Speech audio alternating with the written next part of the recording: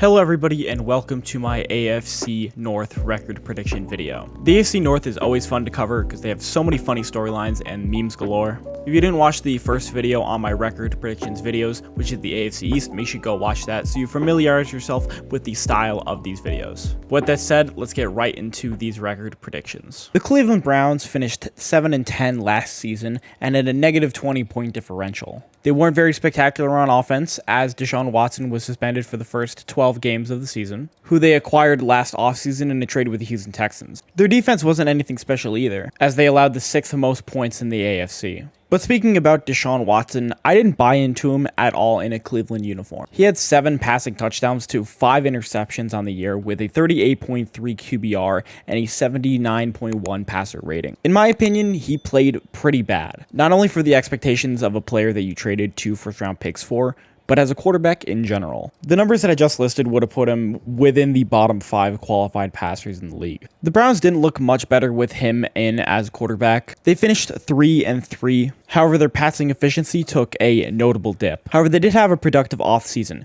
signing Dalvin Tomlinson, re-signing Ethan Posick, and signing Juan Thornhill. They also traded for Elijah Moore from the Jets and Zadarius Smith from the Vikings. Looking at their depth chart, I think they've lost a bit of depth at the running back position. Even though Nick Chubb, in my opinion, is the best running back in the league, they would mix in guys like Kareem Hunt, who they lost in the offseason, and Ernest Johnson. The receiver room's gotten a lot better with the addition of Elijah Moore, and obviously they have one of the best offensive lines in the league. Their defensive roster is good, but I wouldn't consider it a top 10 unit. Adding Zadarius Smith gives them more pass rushing ability, and I like the signing of Dalvin Tomlinson because their run defense was very rough last year, as well as the drafting of Saiki Ika. However, their linebacking group is weak. However, I do like their secondary, and obviously Myles Garrett is a beast. In my opinion, I think the Browns repeat their 2022 season. I think they'll once again have a losing record and heavily struggle in times, especially within the pass game. Even though their strength of schedule is weak at 26 in the preseason, after last season, for me, it was extremely hard to buy into Deshaun Watson as the Browns quarterback. It didn't seem like a good fit.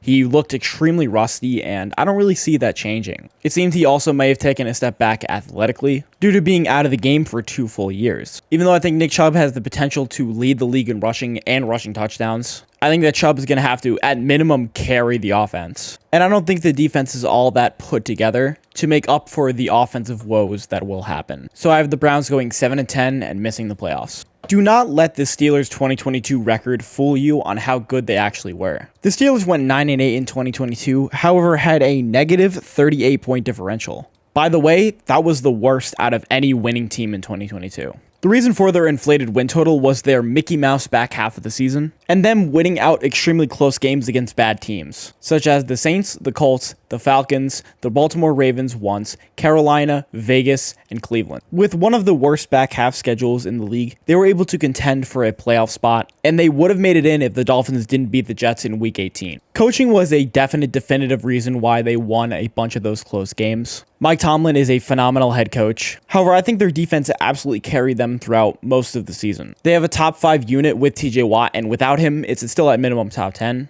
But their offense is pretty undynamic and extremely lackluster. Their offensive coordinator, Matt Canada, is not good in my opinion. Najee Harris is a big head-scratcher for me. He's not very efficient, and he's fairly inconsistent. However, he's super talented and should be doing way better than he is. And then also, in my opinion, Kenny Pickett doesn't have the highest ceiling as a quarterback. He'll never enter the top 10 conversation for me, as he really doesn't have elite arm talent. But on a game-to-game basis, Kenny Pickett can be a good quarterback to rely on. But according to QB passer rating, he had a 76.7, which was one of the worst in the league. His QBR would say a different story as a 51.5, 20th in the league. But for the offensive side, I really like George Pickens. In my opinion, he's already one of the best contested catch receivers in the league, and he has a chance to massively break out. During free agency and trades, they didn't do much outside of re-sign Larry Ogunjobi for 3 years. But what really highlighted their offseason was their draft. I think they had a phenomenal draft. They were my second highest rated draft with an A+, just under the Eagles. I love the picks of Broderick Jones, Joey Porter Jr., and Darnell Washington as it gave them all A+. But they also did very well in the mid and late rounds. If you purely look at the Steelers depth chart, it's not very inspiring for the 2023 NFL season. Their offensive line still has some holes in it. Their tight end room is phenomenal with Pat Freiermuth and Darnell Washington. I like the duo of Deontay Johnson and Jordan Pickens. However, Allen Robinson's time in the NFL is coming to an end. and they are missing some depth at wide receiver. But then if you look at their defense, they probably have a top 5 unit with Pro Bowlers and All-Pros like Cameron Hayward, TJ Watt, Minkah Fitzpatrick, Alex Highsmith, and they've got great depth with Keanu Benton, Larry Ogunjobi, veteran Pat Peterson,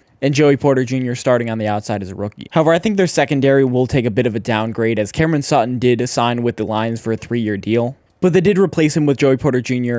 and Pat Peterson. Looking at their strength of schedule, they have the 25th hardest strength of schedule. But I know a lot of you Steelers fans aren't going to love this. I have quite a bit on my channel, but I have them going 8-9 and missing out on the playoffs in 2023. I just can't buy into this team having a winning record. I know they had a winning record last year, but they really shouldn't have. Officially, this will be Mike Tomlin's first year under 500. I think the Steelers will still be a competitive team and will be slightly better on offense, but I just don't think they're talented enough to keep up with the rest of the AFC, which has only gotten better. And there are 2 playoff teams in your division. So even there at times, it might look like the Steelers will make the playoffs. I have them missing out and going 8-9.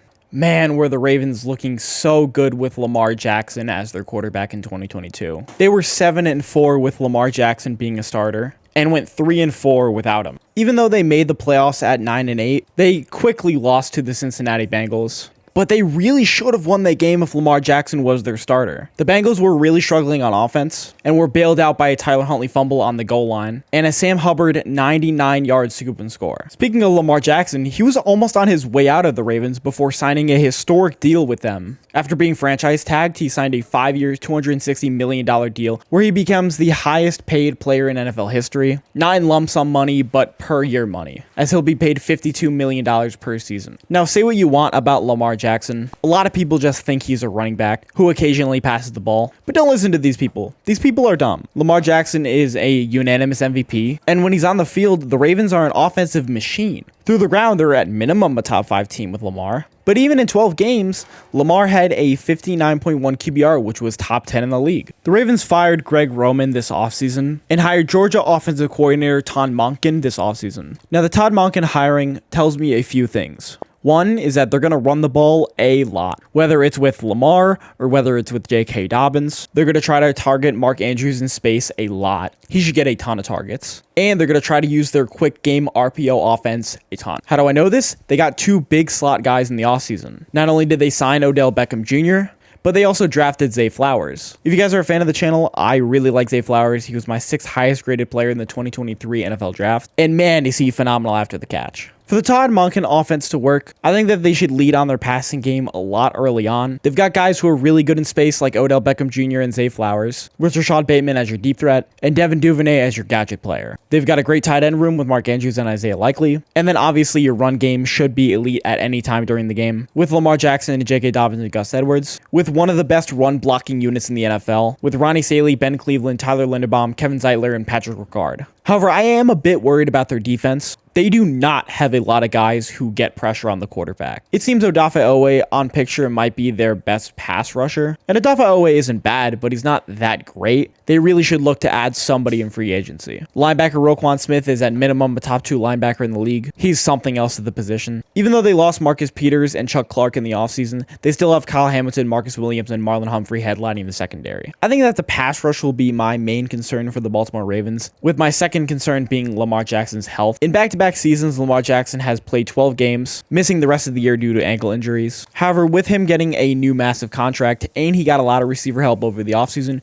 we should see Lamar Jackson return to 2019 MVP form. I have the Ravens going 10-7 and making the playoffs as the 7th seed in the AFC. I think their offense should headline the Baltimore Ravens season, as Lamar Jackson could potentially return to top 5 form, and Zay Flowers, Odell Beckham Jr., and Mark Andrews should be a deadly trio. Alright, I'll make this one quick. The Cincinnati Bengals will win the AFC North again, and they're going to be a top 2 seed in the AFC. The Bengals were already a crazy good team in 2022. They went 12-4 in 2022 and could have potentially went 13-4 if it wasn't for the Damar Hamlin injury. They had a plus 96 point differential and won 8 straight in their final 8 games. They really easily handled the Buffalo Bills in their matchup in the divisional round, but lost in a valiant effort to the Kansas City Chiefs in the AFC Championship game. After making the Super Bowl in 2021 and eventually losing to the Rams, the duo of Jamar Chase and Joe Burrow became a household duo, and both are considered top 5 at their respective position. Over the offseason, the Bengals re-signed Jermaine Pratt to a 3-year deal, signed tight end Irv Smith, and signed Orlando Brown Jr. to a 4-year deal. The Bengals were a top 5 passing unit in 2022, even with Jamar Chase missing some time. Joe Burrow, in my opinion, is the second best quarterback in the NFL, and also the Bengals probably have the best receiving core in the league, with the trio of T. Higgins, Tyler Boyd, and Jamar Chase.